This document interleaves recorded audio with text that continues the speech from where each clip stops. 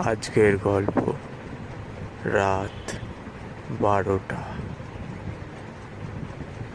সেদিন ছমছমে বৃষ্টি। আমি জানলার পাশে দাঁড়িয়ে আছি। একটা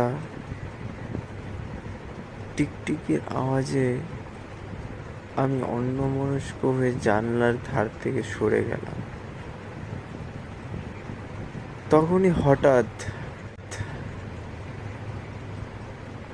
ডবল ডবল করে ডিমের অমলেট ভাজার কথা আমার মাথায় আসলো। আমি গেলাম রান্নাঘরে গিয়ে আমি ডিম ভাজলাম।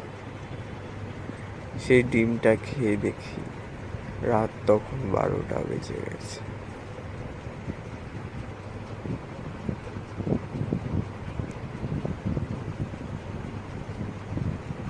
নমস্কার। আজকের গল্প ভালো লাগেছে জানাবেন অবশ্যই। আমি এরকম ইন্টারেস্টিং গল্প প্রত্যেকদিন নিয়ে আসবো আপনাদের জন্য। ধন্যবাদ।